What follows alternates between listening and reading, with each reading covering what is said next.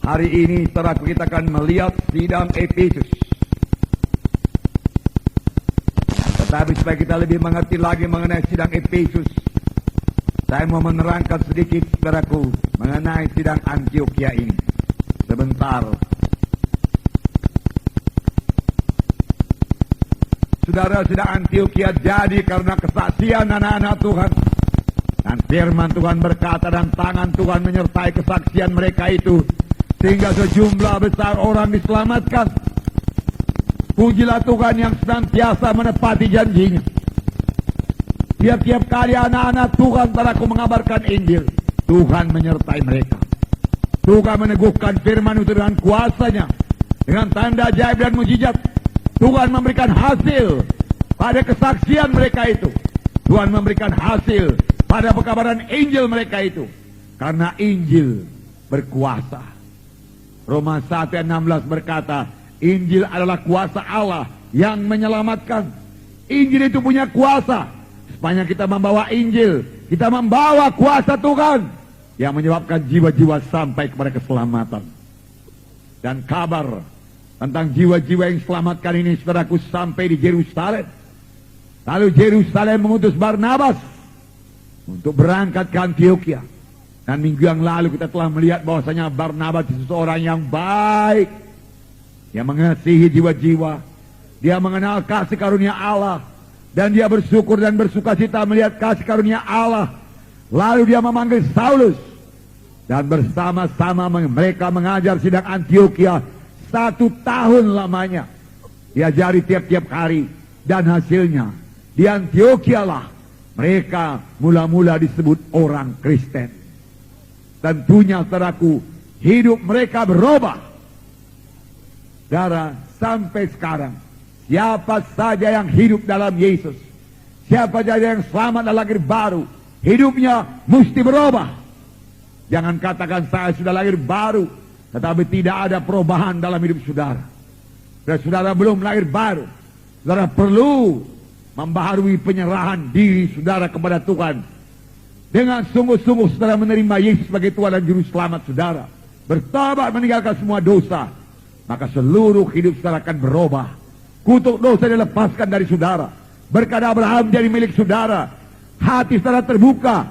Saudara mengenal Yesus sebagai Tuhan dan Juru Selamat saudara. Dan firman Tuhan berkata, siapa yang ada dalam Yesus, ia adalah kejadian yang baru. Perkara lama sudah lenyap, perkara baru sudah timbul. Jangan katakan saya ada dalam Yesus tapi tidak ada perubahan apa-apa dalam hidup saudara. Saudaraku yang kekasih dalam nama Tuhan Yesus. 1 tahun mereka tinggal, 1 tahun mereka mengajar, dan di Antiokhia lah saudaraku mereka disebut Kristen. Dari sini saudaraku kita mengambil kesimpulan bahwasanya dalam pekerjaan Tuhan ini kita selalu menekankan menginjil, kabarkan Injil, kabarkan Injil kepada seluruh suku, bangsa dan bahasa. Kabarkan Injil. Bagus sekali. Saudara, karena itu merupakan pengenapan perintah agung. Tetapi saudaraku, pekabaran Injil saja tidak cukup saudaraku. Pekabaran Injil harus diikuti dengan pemuritan. Sama seperti diperbuat oleh Barnabas dan Saulus. 1 tahun lamanya mereka mengajari jiwa-jiwa itu. Sehingga mereka disebut orang Kristen. Sehingga mereka mengerti berdoa. Sehingga mereka mengerti beriman. Sehingga mereka memiliki karakter Kristus. Hidup mereka betul-betul berubah. Mereka menjadi saksi Tuhan. Mereka mengasihi Tuhan. Mereka mengasihi jiwa-jiwa. Mereka diisi dengan firman Tuhan. Dan mereka mempraktekkan firman Tuhan dalam hidup mereka. Tingkah laku mereka, karakter mereka berubah. Dan orang menyebut mereka itu Kristen. Kristen. Haleluya. Puji Tuhan. Jadi saudaraku, tidak cukup hanya selamat saja. Tidak cukup hanya sembuh saja. Tidak cukup hanya keberkatan saja. Tidak. Kalau dalam mengikut Tuhan ini, yang kita kejar hanya supaya sekedar sembuh saja. Yang kita kejar hanya supaya sekedar keberkatan saja, bebas daripada kutuk dosa. Dan memang itu dijanjikan Tuhan bagi setiap orang yang mengikut Dia. Tuhan akan memberikan dia bebas daripada kutuk dosa dan menerima berkat Abraham sehingga hidupnya keberkatan. Tuhan akan memberikan bilurnya, menyembuhkan penyakit-penyakitnya. Tapi kalau tujuan kita mengikut Tuhan hanyalah sampai sekedar, saudaraku, mendapat kesembuhan, mendapat berkat materi saja, saudaraku. Dalam 1 Korintus 15 ayat 19 dikatakan, kita adalah orang yang paling malang di dunia ini. Paling malang di dunia ini. Haleluya, saudaraku. Nah, jadi tujuan kita, saudaraku, menjadi murid. Perintah agung juga berkata, saudaraku, kabarkan Injilku. Jadikanlah sekalian bangsa menjadi muridku. Saudara yang kekasih dalam nama Yesus, pola ini berlaku terus dalam Alkitab. Kita akan melihat hari ini, saudaraku, dalam kisah 19, hal yang sama berlaku lagi. Bukalah Alkitab, saudara, Kisah Rasul pasal 19. Kita akan membaca 1 sampai 10. Mari kita membaca bersama-sama.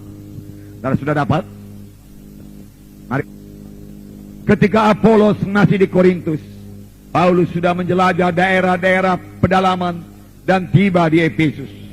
Di situ didapatinya beberapa orang murid. Katanya kepada mereka, sudahkah kamu menerima Roh Kudus ketika kamu menjadi percaya? Akan tetapi mereka menjawab dia, belum, bahkan kami belum pernah mendengar bahwa ada Roh Kudus. Lalu kata Paulus kepada mereka, kalau begitu dengan baptisan manakah kamu telah dibaptis? Jawab mereka, dengan baptisan Yohanes. Kata Paulus, baptisan Yohanes adalah pembaptisan orang yang telah bertobat, bahwa mereka harus percaya kepada dia yang datang kemudian daripadanya, yaitu Yesus. Ketika mereka mendengar hal itu, mereka memberi diri mereka dibaptis dalam nama Tuhan Yesus. Dan ketika Paulus menumpangkan tangan di atas mereka, turunlah Roh Kudus ke atas mereka, dan mulailah mereka berkata-kata dalam bahasa ruh dan bernubuat. Jumlah mereka adalah kira-kira 12 orang. Selama 3 bulan Paulus mengunjungi rumah ibadat di situ dan mengajar dengan berani. Oleh pemberitaannya ia berusaha meyakinkan mereka tentang kerajaan Allah. Tetapi ada beberapa orang yang tegar hatinya. Mereka tidak mau diyakinkan, malahan mengumpat jalan Tuhan di depan orang banyak. Karena itu Paulus meninggalkan mereka dan memisahkan murid-muridnya dari mereka, dan setiap hari berbicara di ruang kuliah Tiranus. Hal ini dilakukannya 2 tahun lamanya, sehingga semua penduduk Asia mendengar firman Tuhan, baik orang Yahudi maupun orang Yunani. Di sini dikatakan, saudaraku, dalam tempo 2 tahun semua penduduk Asia mendengarkan firman Tuhan. Bukan Asia sampai ke Cina, saudaraku, sampai ke Korea, bukan, saudaraku. Tapi Asia kecil, Asia minor, saudaraku. Dan di Asia minor inilah terdapat 7 sidang yang tertulis dalam buku Wahyu. Sedang Efesus, Smyrna, Philadelphia, saudaraku, Laodikea, dan lain sebagainya. Semua itu 7 sidang di Asia, saudaraku. Dan saudaraku, boleh jadi, saudaraku, bibitnya berasal daripada kesaksian anak-anak Tuhan dari Efesus. Nah, mereka mengasihi jiwa-jiwa. Mereka mengabarkan Injil Tuhan, sehingga seluruh penduduk di Asia mendengarkan firman Tuhan. Nah, kita melihat bagaimana Paulus melayani mereka. Paulus, saudaraku, selalu mencari jiwa-jiwa. Bahkan Paulus tidak segan-segan, di sini dikatakan, saudaraku, menjelajah daerah-daerah pedalaman dan tiba di Efesus. Pernahkah kita menjelajah daerah-daerah pedalaman untuk mencari jiwa-jiwa? Pernahkah kita, saudaraku, bergerak dari desa ke desa untuk mengabarkan Injil? Saudaraku yang kekasih dalam nama Yesus, boleh juga, saudaraku, Roh Tuhan menggerakkan saudara. Itu satu hal yang sangat menggemarkan hati, mensukacitakan melihat jiwa-jiwa menjadi percaya dan menerima Yesus sebagai Tuhan dan Juru Selamat mereka. Namun di sekitar kita ini, saudaraku, masih banyak sekali jiwa-jiwa yang terhilang. Jiwa-jiwa di luar Yesus. Saudara, kita mengetahui bahwasanya jiwa-jiwa yang di luar Yesus semuanya terhilang. Karena hanya satu jalan ke sorga, yaitu Tuhan Yesus Kristus. Paulus sampai di Efesus dan dia bertemu dengan 12 orang murid. Dengan bersemangat Paulus melayani, walaupun hanya 12 orang murid saja. Paulus bertanya kepada mereka dengan satu pertanyaan yang penting. Paulus tidak bertanya kepada mereka, sudahkah engkau sembuh daripada penyakitmu? Dia tidak menanyakan pertanyaan demikian. Paulus juga tidak bertanya, sudahkah engkau keberkatan? Bagaimana bisnismu sekarang? Sudahkah bisnismu berkelimpahan? Karena Tuhan berkata, aku datang supaya domba itu berhidup berkelimpahan. Tidak, beraku. Tidak. Tetapi Paulus menanyakan satu pertanyaan yang jauh lebih penting daripada harta dunia ini. Jauh lebih penting daripada kesembuhan tubuh. Oleh sebab itu, saudaraku, biarlah kita datang kepada Tuhan bukan hanya mencari kesembuhan tubuh, bukan hanya supaya kita keberkatan, tetapi terutama supaya kita semua sampai kepada maksud Tuhan dalam hidup kita. Karena di dalam Yesus kita ini semua harus bertumbuh. Di dalam Tuhan ini semua kita ini harus berubah. Firman Tuhan tadi berkata, perkara lama lenyap, perkara baru timbul. Oleh sebab itu Paulus menanyakan satu pertanyaan yang amat penting. Sudahkah kamu menerima Roh Kudus tatkala kamu percaya? Jadi Paulus tahu mereka sudah percaya. Paulus mengakui mereka sudah selamat. Tetapi Paulus belum tahu dengan pasti apakah mereka sudah dibaptis dengan Roh Kudus atau tidak. Baptisan Roh Kudus sangat penting. Waktu murid-murid mau berangkat menginjil, Tuhan Yesus berkata kepada murid-murid, tunggulah di Yerusalem sampai kamu dilengkapi dengan kuasa dari Maha Tinggi. Karena Yohanes membaptis kamu dengan air, tapi tidak lama lagi kamu akan dibaptis dengan Roh Kudus. Tuhan Yesus sendiri menyuruh murid-murid menunggu Roh Kudus. Itu sebabnya Paulus bertanya, sudahkah kamu menerima Roh Kudus tatkala kamu percaya? Dan jawaban mereka mengherankan Paulus. Mereka berkata, kami belum pernah dengar kalau ada Roh Kudus. Heran juga. Saudaraku, dalam perjanjian lama banyak diceritakan mengenai Roh Kudus. Buku Joel mengatakan, pada akhir zaman aku akan mencurahkan Rohku kepada segala manusia. Dan mereka itu akan bernubuat. Teruna-terunamu akan mimpi berbagai-bagai mimpi. Tua-tuamu melihat penglihatan-penglihatan. Dan ke atas hambaku laki-laki dan perempuan aku akan mencurahkan Rohku pada masa itu. Ini ditulis, saudaraku, oleh Nabi Joel. Kira-kira 700 tahun sebelum Yesus datang. Saudara, ini kunci kepada pelayanan yang berkuasa, yang berhasil, yang harus dimiliki gereja pada akhir zaman ini. Saudara mau dipakai Tuhan, saudara mau diurapi Tuhan, intimlah dengan Roh Kudus, penuh dengan Roh Kudus, dengar suara Roh Kudus, bergaul dengan Roh Kudus, amati Roh Kudus, maka pelayanan saudara berkuasa, saudara berbuah lebat di hadapan Tuhan. Haleluya. Kalau begitu dengan baptisan, apakah kamu dibaptis? Dengan baptisan Yohanes Pembaptis. Yohanes Pembaptis menunjuk kepada Yesus juru selamat, Paulus berkata, dan menyuruh mereka percaya kepada Tuhan Yesus. Setelah mereka mendengar mengenai Tuhan Yesus, mereka memberi diri mereka dibaptis lagi. Jadi sudah 2 kali dibaptis. Tidak ada salahnya dengan 2 kali dibaptis. Amin, saudaraku. 2 kali dibaptis. 2 baptisan selam, saudaraku, dibaptis. Dan pada waktu Paulus menumpangkan tangannya atas mereka, mereka penuh dengan Roh Kudus, mereka berbahasa roh, mereka bernubuat, sama seperti pada waktu Roh Kudus turun di Yerusalem pada pertama kali. Bagaimana angin ribut turun, dan mereka penuh dengan Roh Kudus, mereka berbahasa roh, mereka bernubuat, mereka memuliakan Allah. Amin, saudara. Puji Tuhan. Mereka sudah dapat Roh Kudus. Cukupkah sudah menerima Roh Kudus? Jadi mereka mengalami 3 baptisan. Baptisan Yohanes, baptisan dalam nama Yesus, baptisan selam, kemudian baptisan Roh Kudus. 3 baptisan. Tidak heran buku Ibrani berkata, pengajaran tentang pelbagai baptisan, bermacam-macam baptisan, boleh kita terima. Selesaikah pelayanan Paulus? Tidak, berarti 3 bulan lagi dia mengajar lagi di situ dengan berani. Haleluya. Tiap-tiap Roh Kudus turun, tiap-tiap Roh Kudus memenuhkan kita, saudaraku, kita menjadi berani. Kita perlu keberanian pada akhir zaman. Tahukah saudara bahwasanya setan takut kepada orang Kristen yang berani, tapi setan tidak takut kepada orang Kristen yang pengecut. Setan juga tidak takut kepada orang Kristen yang kedagingan, keduniawian. Nah, setan hanya takut pada orang Kristen yang mau hidup suci. hidup benar, hidup menyangkal diri dalam Roh Tuhan. Mereka akan penuh dengan Roh Kudus. Ucapan mereka berkuasa. Kapan mereka keluar dan menengking setan dalam nama Yesus.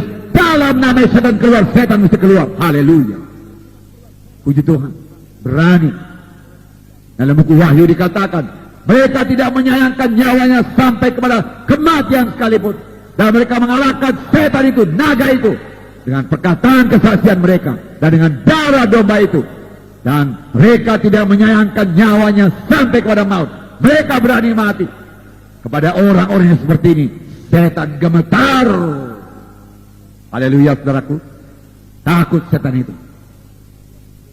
Tidak kenal anak-anak Tuhan yang penuh dengan Roh Kudus. Saya bacakan kepada saudara dalam Kisah Rasul pasal 4. Kisah Rasul pasal 4. Mereka jadi berani. Roh Kudus memberikan keberanian. Roh Kudus bukan roh yang penakut. Saya bacakan Kisah pasal 4 ayat 8. Maka jawab Petrus penuh dengan Roh Kudus, hai pemimpin-pemimpin umat dan tua-tua. Haleluya. Maka jawab Petrus penuh dengan Roh Kudus. Jawaban yang diberikan Petrus, jawaban ini diberikan Petrus pada waktu dia penuh dengan Roh Kudus. Jawaban dari anak-anak Tuhan yang penuh dengan Roh Kudus lain daripada yang tidak penuh dengan Roh Kudus. Pelayanan daripada anak-anak Tuhan yang penuh dengan Roh Kudus lain daripada pelayanan dari anak-anak Tuhan yang tidak penuh dengan Roh Kudus. Nyanyian dari anak-anak Tuhan yang penuh dengan Roh Kudus lain daripada nyanyian anak-anak Tuhan yang tidak penuh dengan Roh Kudus. Huruf itu mematikan, tapi Roh itu menghidupkan. Saudaraku, Roh Kudus, saudaraku, tidak bisa, saudaraku, ditipu-tipu, saudaraku. Tidak, saudaraku. Dia jelas, dia berkuasa. Saudara, saya tidak bisa membuat diri saya seolah-olah penuh dengan Roh Kudus kalau saya tidak penuh dengan Roh Kudus. Saya tidak bisa berpura-pura penuh dengan Roh Kudus. Segera jiwa-jiwa mengetahuinya dan merasakannya. Bahwasanya tidak ada kuasa dalam ucapan yang saya sampaikan, tidak ada firman Tuhan yang berkuasa yang saudara terima. Saudara, kuasanya datang kalau kita penuh dengan Roh Kudus. Dan penuh dengan Roh Kudus memberikan keberanian. Maka jawab Petrus yang penuh dengan Roh Kudus, tidak ada keselamatan dalam siapapun juga di bawah kolong langit ini. Hanya ada satu nama yang dalamnya kita beroleh selamat, yaitu nama Yesus. Hanya dalam nama Yesus manusia ini bisa selamat. Satu pernyataan yang sangat kuat dan teguh yang bawa berkat bagi kita sampai sekarang ini. Puji Tuhan, saudaraku. Ini diucapkan oleh orang-orang yang penuh dengan Roh Kudus. Itu sebabnya firman Tuhan berkata, hendaklah kamu senantiasa penuh dengan Roh Kudus. Karena pelayanan saudara pada saudara penuh dengan Roh Kudus lain daripada pelayanan saudara pada saudara tidak penuh dengan Roh Kudus. Saudara, Tuhan menghendaki kita senantiasa penuh dengan Roh Kudus.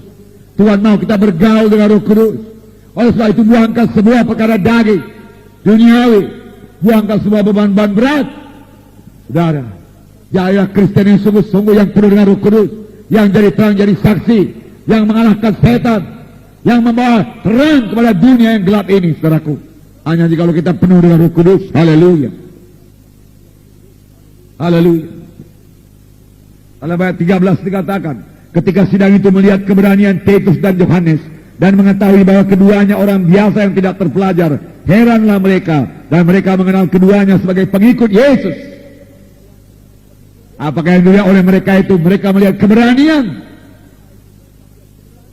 Berubah mereka. Petrus yang dahulunya penakut dan menjadi tidak penakut lagi. Berani. Dan orang lain boleh melihat dia berani. Mengapa? Karena dia penuh dengan Roh Kudus.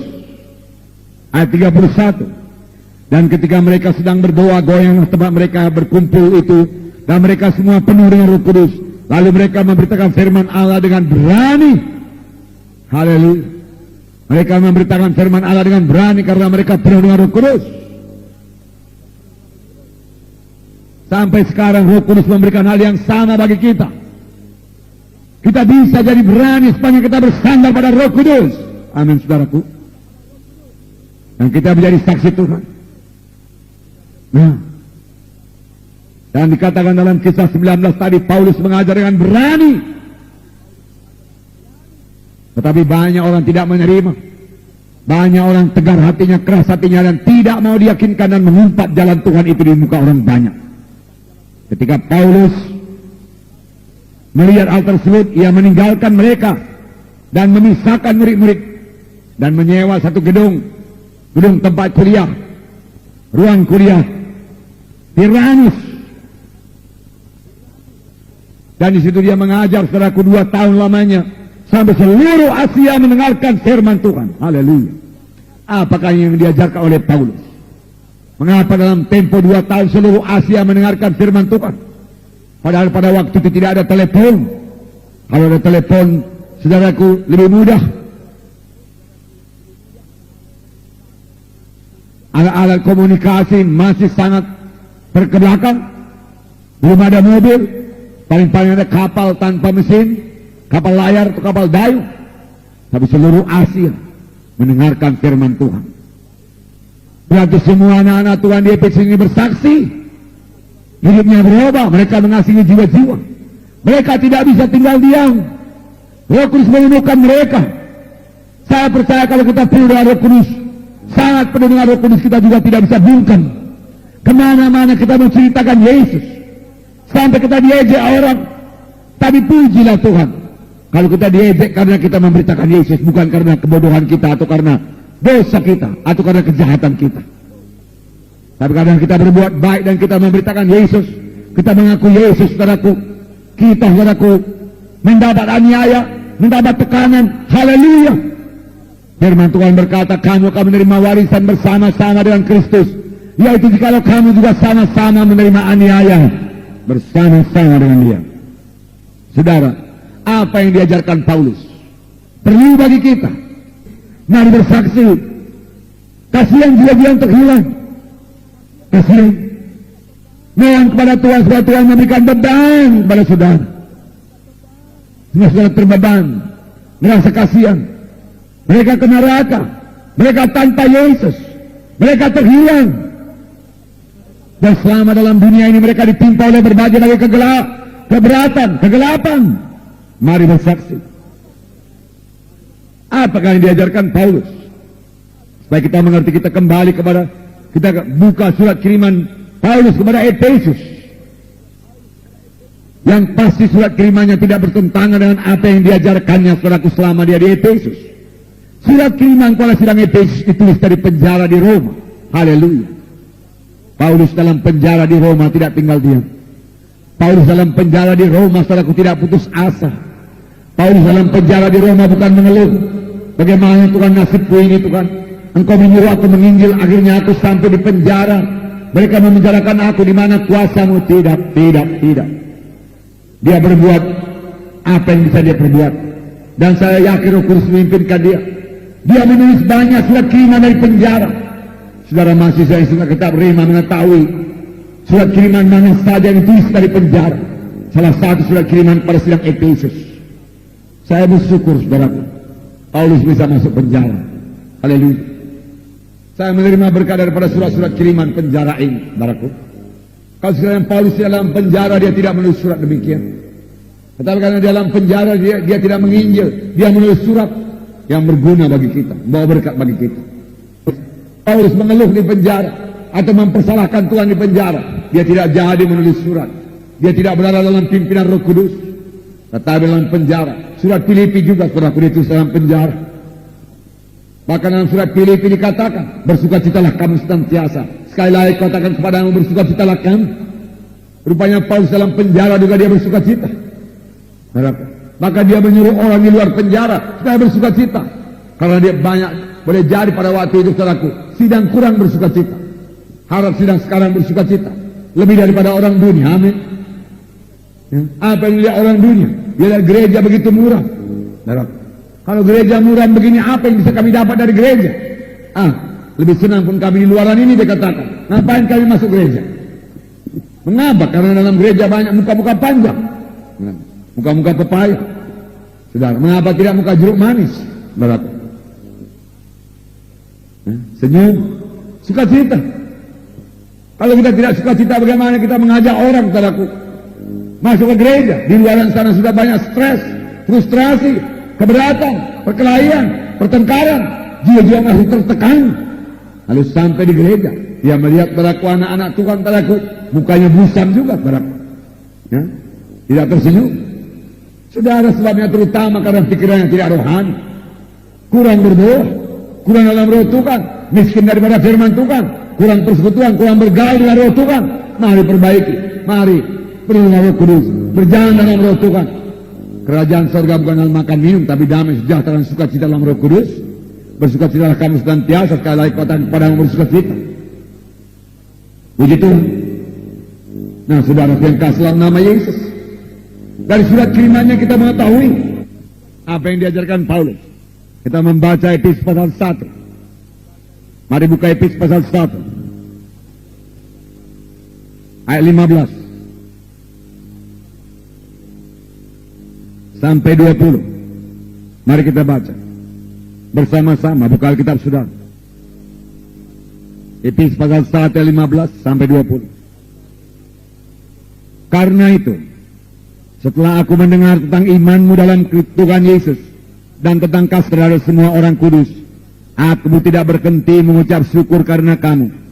Dan aku selalu mengingat kamu dalam doaku dan meminta kepada Allah Tuhan kita Yesus Kristus, yaitu Bapa yang mulia itu, supaya Ia memberikan kepadamu roh hikmat dan wahyu untuk mengenal Dia dengan benar, dan supaya Ia menjadikan mata hatimu terang, agar kamu mengerti pengharapan apa yang terkandung dalam panggilannya, betapa kayanya kemuliaan bagian yang ditentukannya bagi orang-orang kudus, dan betapa hebat kuasanya bagi kita yang percaya, sesuai dengan kekuatan kuasanya yang dikerjakannya di dalam Kristus, dengan membangkitkan Dia dari antara orang mati dan menundukkan Dia di sebelah kanannya di sorga.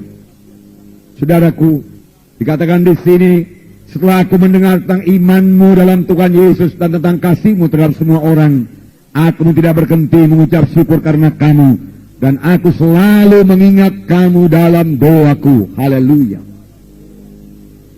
Saudara pemimpin SKS, pemimpin kelompok sel, ingat jiwa-jiwa saudara dalam doa saudara. Paulus selalu mengingat sidang Efesus dalam doanya. Tentunya Paulus menyebut nama-nama yang semua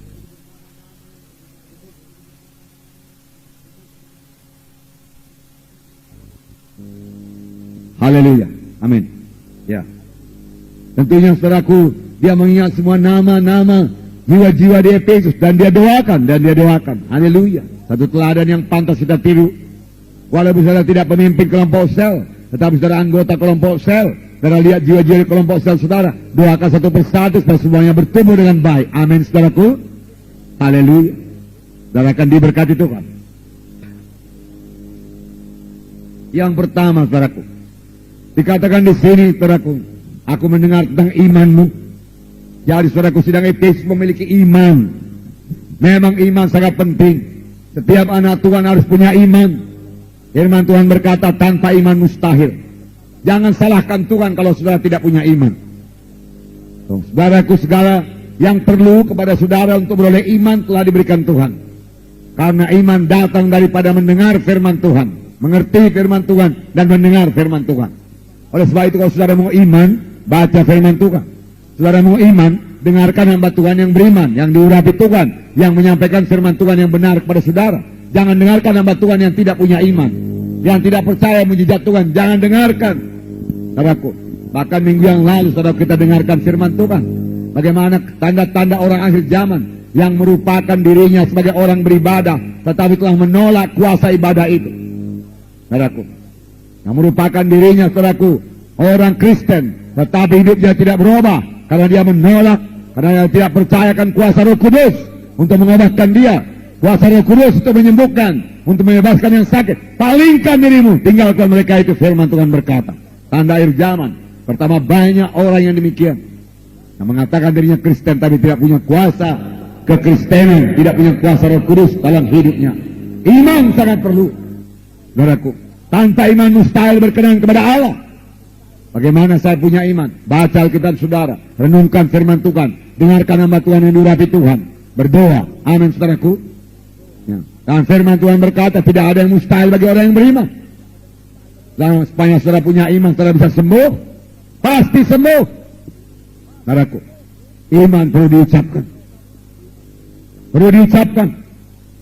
Pada siapa yang berkata kepada gunung ini, beranjaklah engkau, tercampak ke dalam laut, asal tidak bimbang hatinya, tetapi percaya bahwa apa yang dikatakannya itu akan terjadi, maka itu akan terjadi baginya. Berkata kepada gunung-gunung penyakit, pergi engkau tinggalkan diriku dalam nama Yesus, dan percaya setelah sudah menerimanya, maka itu akan diberikan kepada saudara. Iman tidak bergantung kepada perasaan, iman tidak bergantung kepada panca indera, iman bergantung kepada firman Tuhan. Pegang firman Tuhan, maka janji Tuhan genap bagi saudara, kuasa Tuhan turun kepada saudara. Amin. Ini iman. Saya ulangi sebentar, saudaraku. Pengakuan, ucapkan perkataan yang menang. Ucapan saudara bisa mengangkat saudara, ucapan saudara bisa menjatuhkan saudara. 12 mengintai tanah Kanaan. 10 orang di antara saudaraku mengadakan pengakuan iman yang kalah. Mereka berkata, Musa, tidak mungkin kami masuk tanah Kanaan, bentengnya sampai ke langit. Oh, Bani Enak tinggal di sana, tinggi besar. Kami melihat diri kami sebagai belalang. Tidak sanggup Musa, tidak bisa Musa, tidak bisa. Apa yang mereka peroleh? Mereka peroleh apa yang dikatakannya. Mereka berkata tidak bisa, mereka tidak masuk tanah Kanaan. Hanya 2 orang yang masuk tanah Kanaan, yaitu Kaleb dan Yosua. Karena Kaleb dan Yosua memiliki iman dan pengakuan iman yang benar. Dia berkata, bisa. Mari kita duduk di tanah Kanaan. Walau di sana ada Bani Enak, Tuhan kita lebih besar. Allah mereka, dewa mereka telah meninggalkan mereka. Tuhan kita lebih besar. Dan 2 orang ini memasuki tanah Kanaan.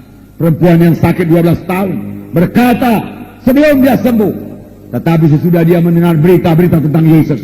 Ketika dia sudah mendengar berita-berita tentang Yesus, dia berkata, kalau ku jamah saja jubahnya, aku akan sembuh. Aku sembuh. Aku tidak mati. Uangnya sudah habis berobat, penyakit parah. Tapi dia berkata, aku sembuh. Aku sembuh. Aku tidak mau mati, aku sembuh. Kalau dia jamah jubah Yesus dan dia sembuh. Amin, saudara. Itu iman. Jangan mau kalah oleh penyakit. Saudaraku, hidup kita di tangan Tuhan. Selembar rambut tidak jatuh kalau bukan pengetahuan Bapa di sorga. Tapi buka kesempatan supaya ada jalan Tuhan menjamah saudara. Melalui apa? Melalui iman. Amin, saudaraku. Iman. Tidak bergantung pada perasaan. Bukan sesudah terasa lebih baik rasanya. Lalu orang itu berkata, haleluya, Tuhan sudah mendengarkan doaku. Aku rasanya lebih baik sekarang. Tidak. Sebelum saudara merasakan apa-apa, tapi firman Tuhan berkata saudara sembuh, saudara sembuh. Amin. Firman Tuhan berkata, saya keberkatan, saya katakan saya keberkatan. Amin, saudara. Walau belum begitu banyak berkat dalam dompet saat saya, tetapi saya yakin saya diberkati Tuhan. Amin. Haleluya. Firman Tuhan berkata, tabur maka kamu akan menuai. Dan saudara sudah menabur, tunggu tuaian, pasti datang. Amin, saudaraku. Itu iman. Haleluya. Haleluya. Dan sidang Efesus, saudaraku, Paulus bersyukur kalau sidang Efesus memiliki kasih. Kasih. Dia mengasihi orang-orang kudus. Dia mengasihi jiwa-jiwa terhilang. Apa buktinya Pak Munting? Dia mengasihi jiwa-jiwa terhilang. Saudara yang kasih dalam nama Yesus. Karena dia mengabarkan Injil, dia bersaksi. Kalau dia tidak bersaksi, seluruh Asia tidak mendengarkan firman Tuhan. Tapi kalau dia mengasihi jiwa-jiwa terhilang, dia bersaksi. Tempo 2 tahun seluruh Asia mendengarkan firman Tuhan. Haleluya. Saudaraku, kasih ini adalah kasih Roh Kudus. Saudara, manusia lama kasihnya kepada diri sendiri, kasih hawa nafsu. Tapi kasih Yesus, kasih agape, kasih yang mau berbuat baik, kasih yang mau menolong, kasih yang menginginkan kebaikan dari orang lain. Itulah kasih daripada Tuhan. Kasih yang menginginkan orang lain selamat, kasih yang menginginkan orang lain keberkatan, kasih yang menginginkan orang lain sembuh, kasih yang menginginkan orang lain jadi baik. Jadi sangat bertubrukan, sangat bertentangan dengan sembuh.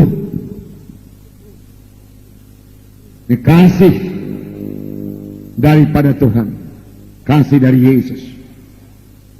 Kapan saya terima? Saudara berkata, benar-benar sudah menerima. Tetapi barangkali saudara tidak mempraktekannya. Segala sesuatu daripada Tuhan yang tidak dipraktekkan hilang kembali. Saya ulang, segala sesuatu yang daripada Tuhan yang tidak saudara praktekkan hilang kembali. Keselamatan juga kalau saudara tidak jaga, hilang kembali. Kasih juga demikian. Tuhan berkata kepada Timotius, kobarkan karunia Allah yang ada padamu. Kobarkan, praktekkan. Demikian juga kasih, kobarkan kasih Tuhan yang ada pada saudara. Praktekkan kasih Tuhan yang ada pada saudara. Roma 5 ayat 5. Saya bacakan. Dan pengharapan tidak mengecewakan, karena kasih Allah telah dicurahkan dalam hati kita oleh Roh Kudus yang telah dikaruniakan kepada kita. Pengharapan tidak mempermalukan, karena kasih Allah sudah dicurahkan dalam hati kita. Kasih dari surga sudah dicurahkan dalam hati kita. Amin, saudara. Sudah.